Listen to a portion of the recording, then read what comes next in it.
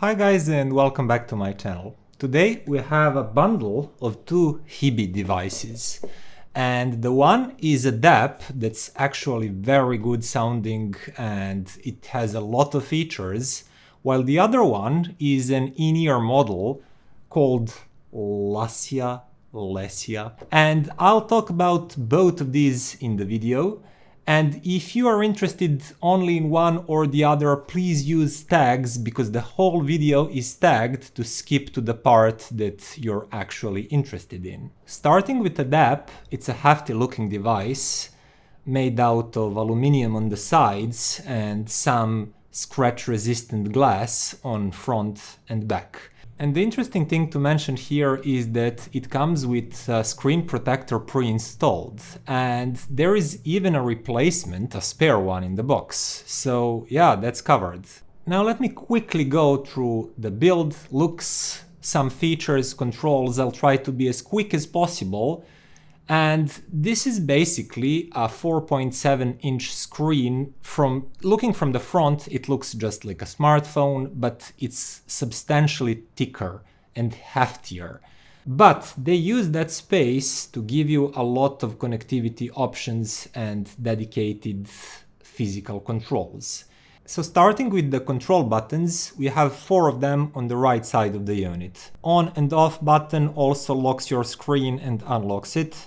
Then we have pause, next track, previous track. Then on the other side of the unit, we have volume buttons. You can also control basically all of this using touchscreen, and SD card slot. There is integrated memory here. It's around 16 gigabytes, but some 12 or 13 are available to you. The rest is used for the operating system, but you can use SD card too. And on the bottom here, you can see there is a USB-C port.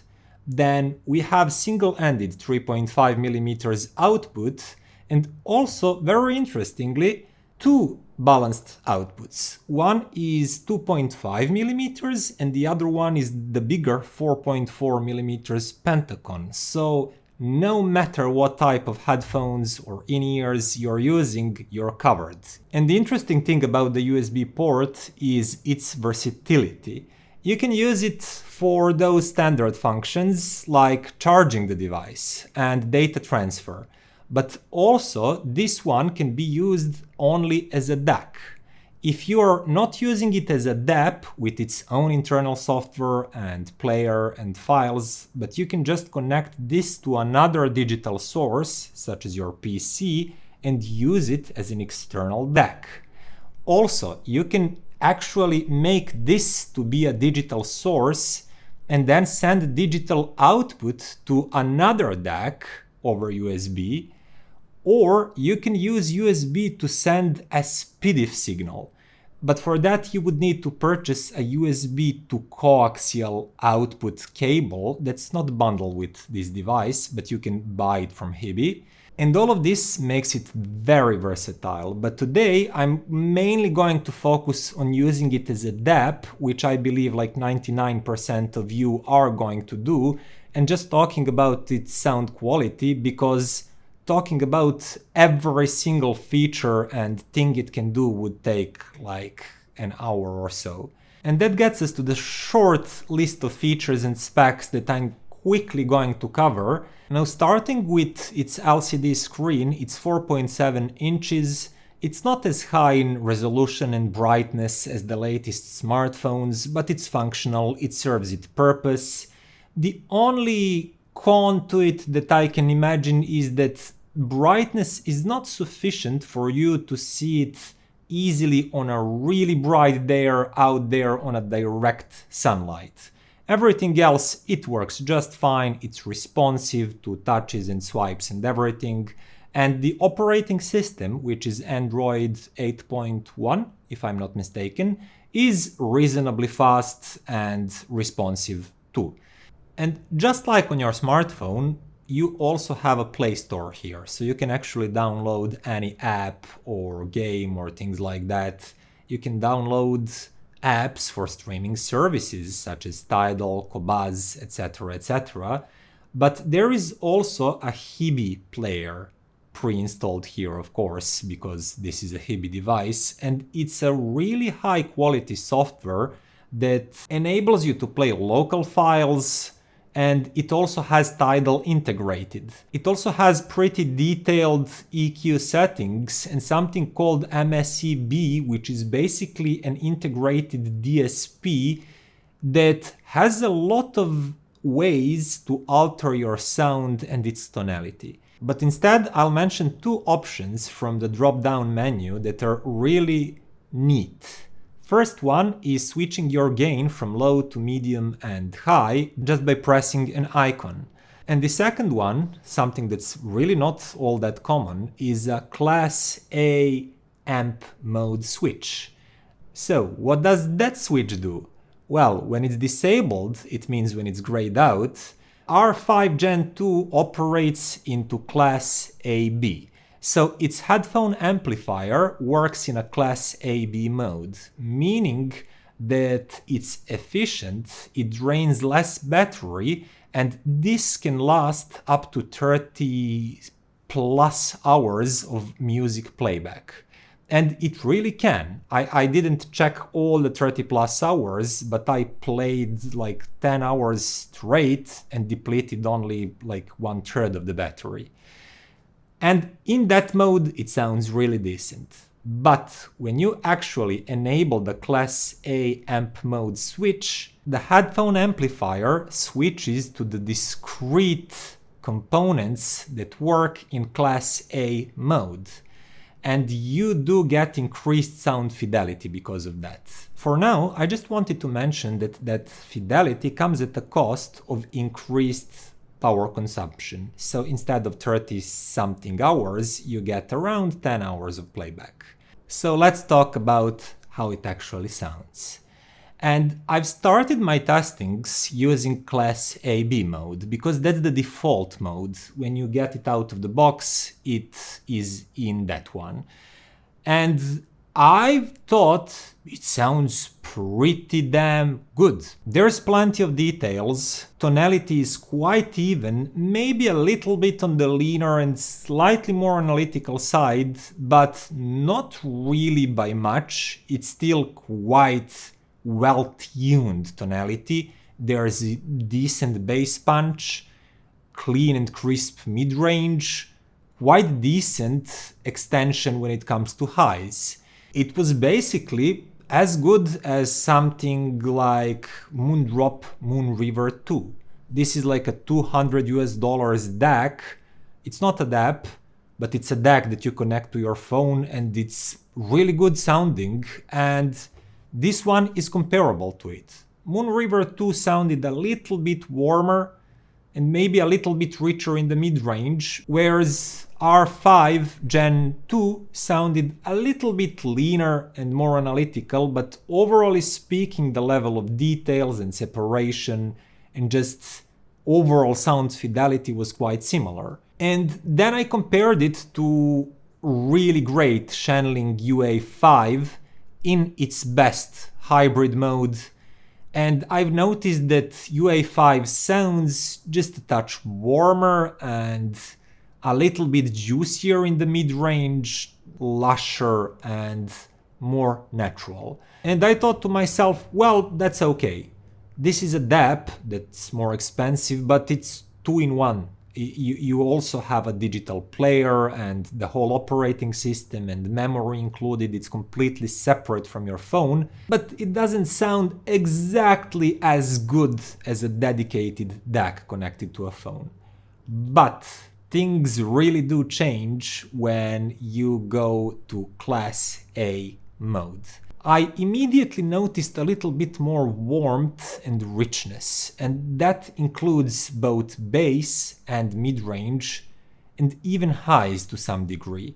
And I was thinking like, yeah, this is a little bit more pleasant and natural and full sounding, but it's not a huge difference. But as I've kept using it and listening more and more songs, I noticed that it's not just about warmth and tonality, but there is also more texture. Tones are just overall richer. you get both more body in your tone and more texture. It just feels more revealing but lusher at the same time.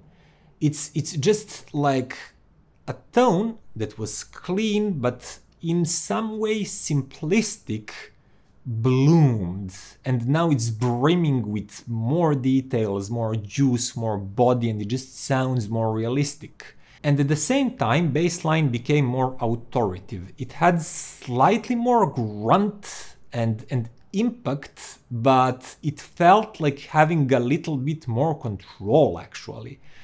And the more I've listened to it, simply the more I liked it. And one of the songs that I clearly noticed that Class A mode is superior was this one. Singer's vocal simply sounded more natural, more present, with more of these tiny nuances, and her vocal's natural richness coming through. And after listening to it in a Class A mode, going back to Class A B immediately sounds a little bit simpler and as if tone timbre just retracted a bit, and the overall richness and lushness of the sound retracted a bit. And that feeling that there is more atmosphere, more air around each tone and each instrument. Like for example, when microphone turns on but nobody's singing yet, you notice those kind of details more on Class A than you do on Class AB.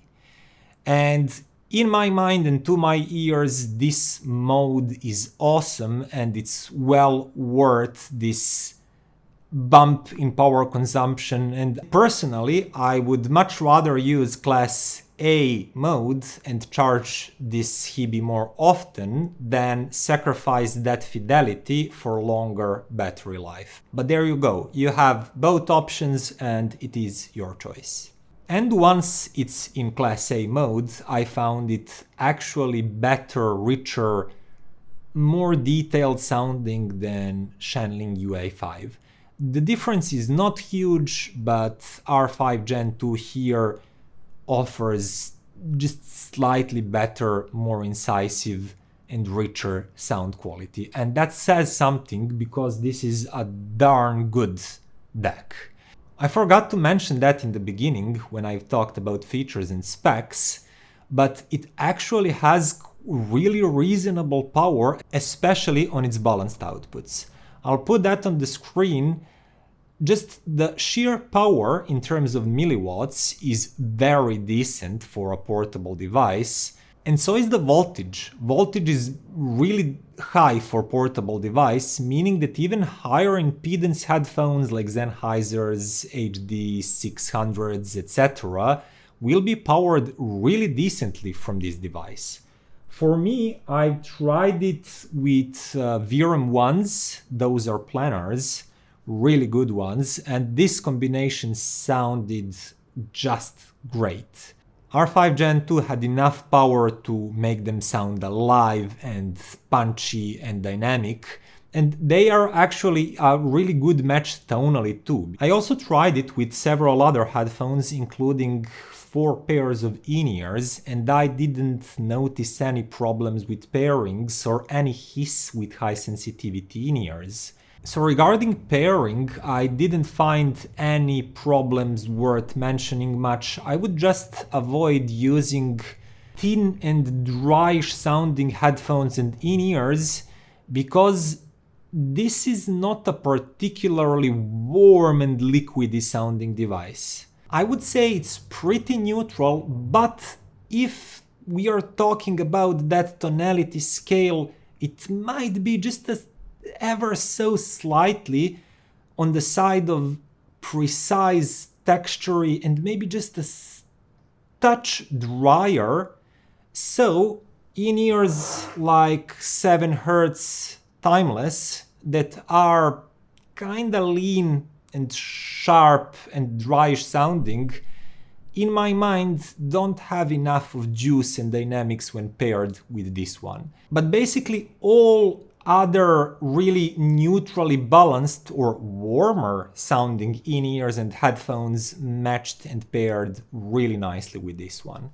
Just a last suggestion is that if you are buying this DAP, please use balanced cables, because its balanced output is clearly better than its single-ended output. When you actually move to balanced and to this Class A mode, that's where magic is. Using it that way, it can really put to shame even some desktop products. So yes, it can be economical, it can be hooked up to basically everything, but when used the way I've just explained, it's an awesome sounding product.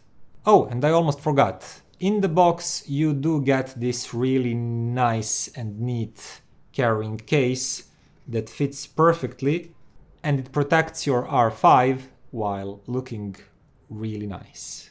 So that would be all about R5 Gen 2. Now we are moving to the in-ear model Lasya or something like that. Basically, we are talking about these in-ears. These are 170 or 180.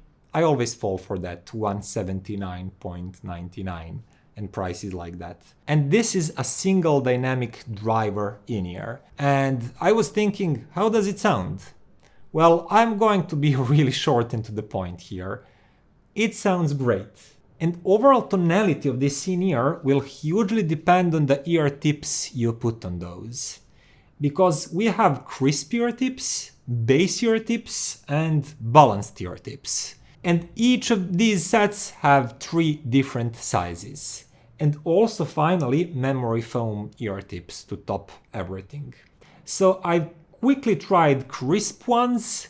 I did not particularly like that tuning because it sounded crisp and detailed, but it was high frequency oriented.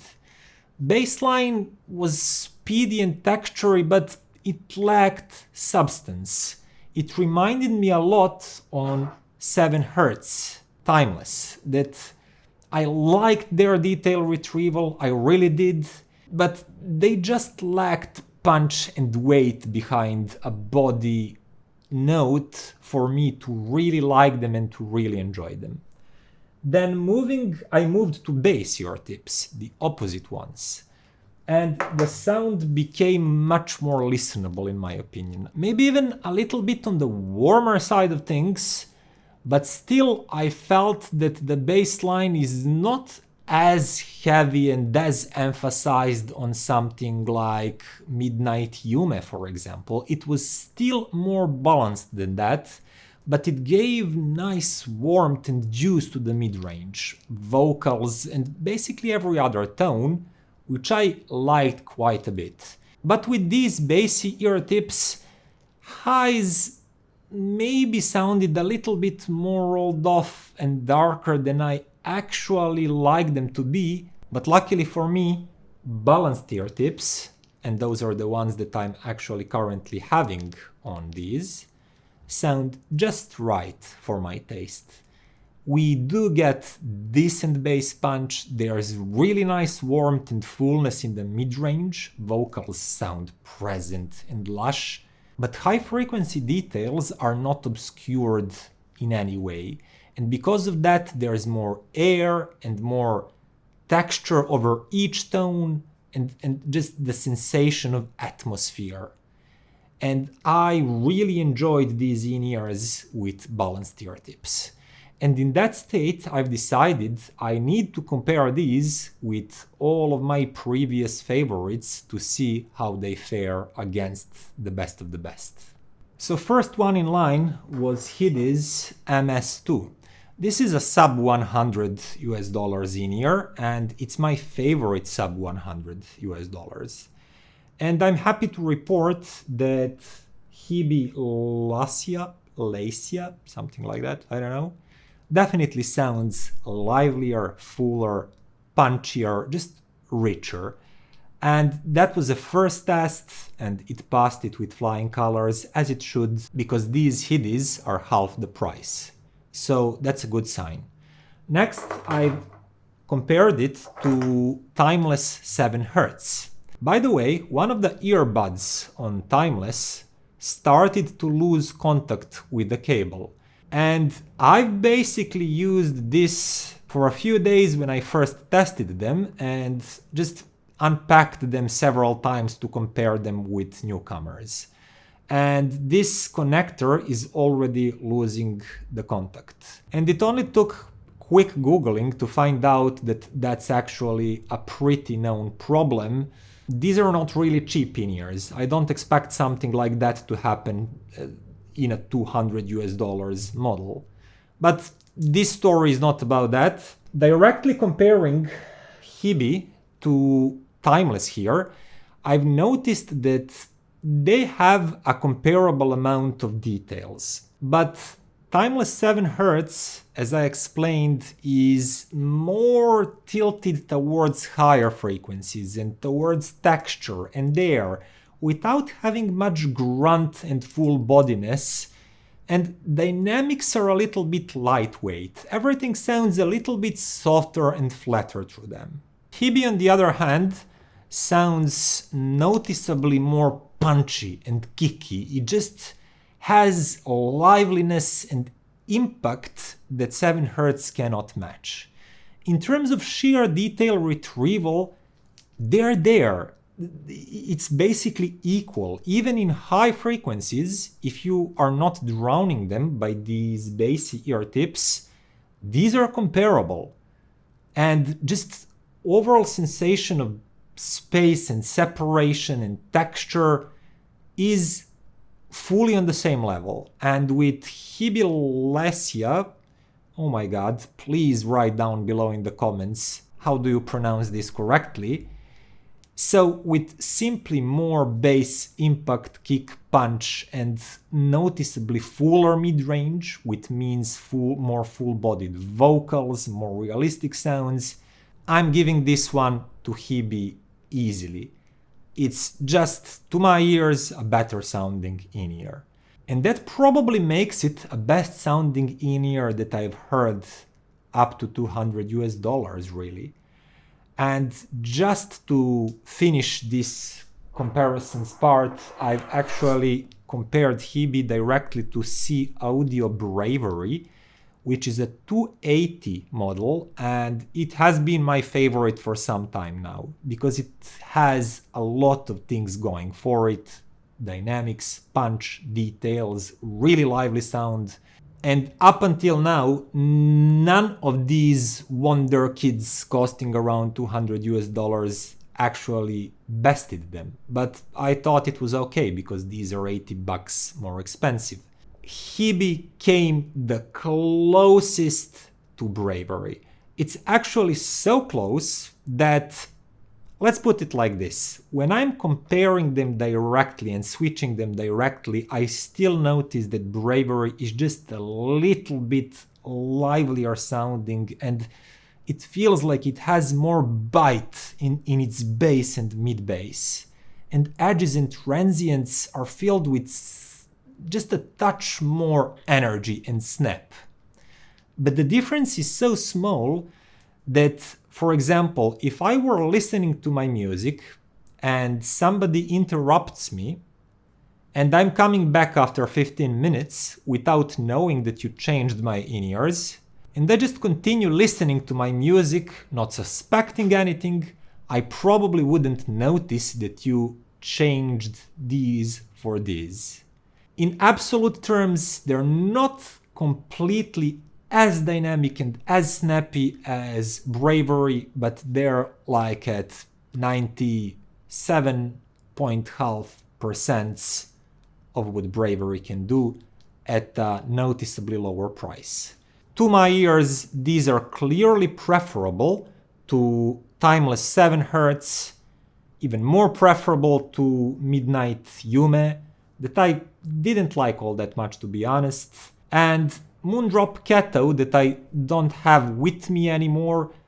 I again prefer these, but Moondrop Kato has some sort of really full and rich bass line and that laid back, spacey kind of sound that if you really like that, you might prefer them, but technically speaking, objectively speaking, these are my new favorites in this price category.